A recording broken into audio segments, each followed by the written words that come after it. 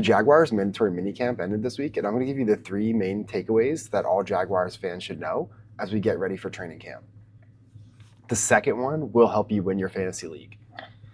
And so if you're enjoying this content, please follow and subscribe. I'll be doing Jaguars content all season long, and it'll be ramping up more once we get into training camp in July, and especially to preseason and the regular season. So again, please follow and subscribe if you like this content.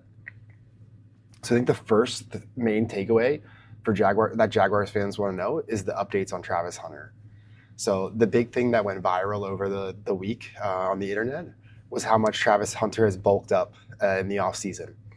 We all know he had the knee surgery last October that made him miss the second half of last season, and it appears he's used that to hit the weight room. You can see here in the video above, or the video here, Travis Hunter explaining that situation.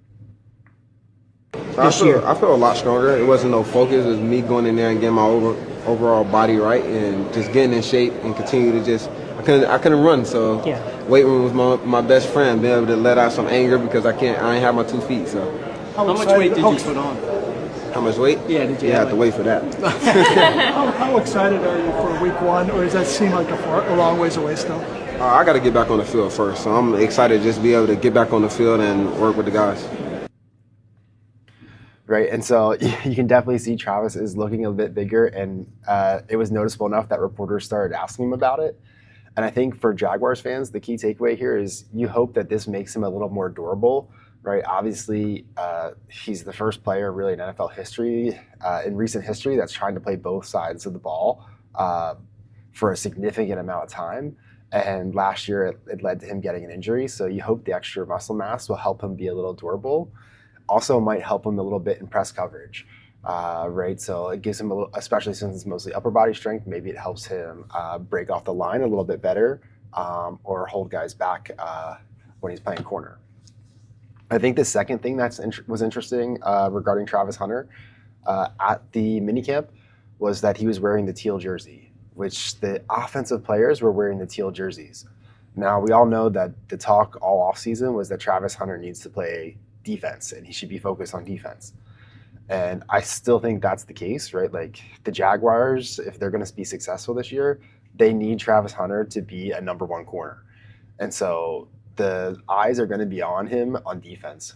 But he's made it clear from the moment that he was drafted that he wants to play both sides of the ball.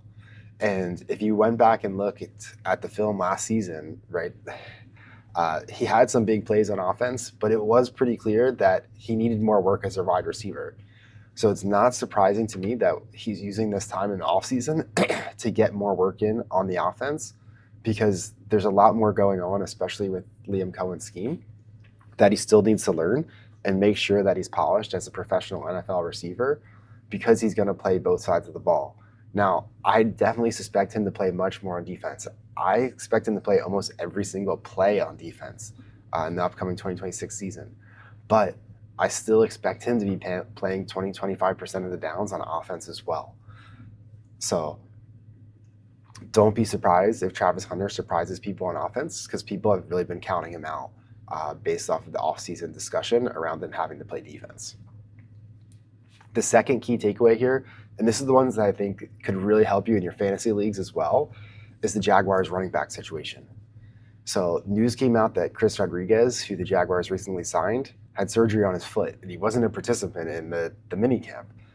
And that left the door open for Bhayshul Tuten to again impress, right? And this is the same story that we heard last season as well, is Bhayshul Tuten looked really, really good all throughout minicamp, training camp, the preseason. And every time he touched the ball in the regular season, he looked good. It was just that Travis Etienne was also here, and Bhayshul Tuten did, of course, have the fumbling problem, and then he got hurt in the second half of the season. If Bhayshul Tuten stays healthy and he can hold on to the ball, to me, it's pretty clear that he's going to be the number 1 running back for the Jags, and he's going to be the guy that you want to pick up in fantasy leagues. Chris Rodriguez is here, right? He has the history with Liam Cohen at the University of Kentucky, but to me, he's the floor guy. Bhayshul Tuten is the ceiling guy. He's the guy the Jags are going to give every opportunity to make a name for himself and to be that breakout player in 2026, to be Liam Cohen's Bucky Irving with the Jags. So if you're as you're preparing your drafts, and I know he's been shooting up in draft boards already, but Bhayshul Tuten is the guy you want to get. And I think the number one takeaway for Jaguars fans from this minicamp was how good the offense looked, specifically the passing game, right? And I think the most exciting news was that Brian Thomas Jr. is returning to his old form like he was in his rookie season. He looked awesome in minicamp. You can see here there's tons of clips of him making plays.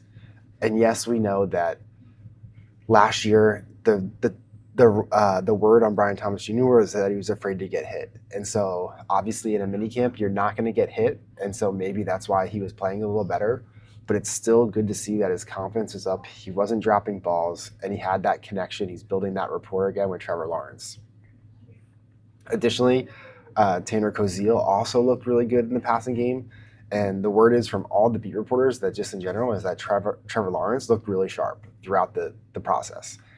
And that's not surprising when you think about it, right? Like when we were at this point last year, Brian Thomas Jr., at this point, we didn't realize how bad he was going to be last year, but you got nothing from Brian Thomas Jr.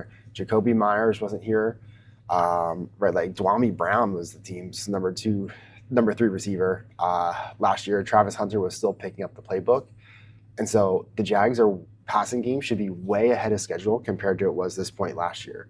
He's getting the full year to work with Jacoby Myers.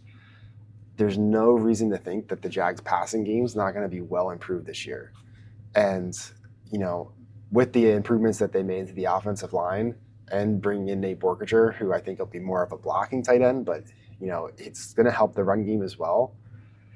I think it's pretty clear that the Jags are going to lean on their offense this year, and they're going to try and outscore people. And to be honest, they might have to because the defense has some question marks, right? Like we're all hoping that Travis Hunter is going to be the shutdown number 1 corner, but we still haven't seen it yet. But we need that to happen. We need to fill the shoes of Devin Lloyd, right? Like we hope Von Miller is going to do that, but that could be a big hole. Devin Lloyd obviously made a lot of big plays last year on defense.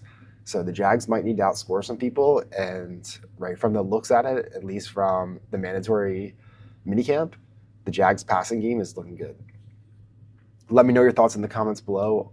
Are you excited from what you've seen from the minicamp, all the highlights?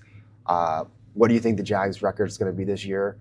We'll be posting a lot more videos as we get closer to training camp and into the regular season. So again, please follow and subscribe. It goes a long way. And go Jags.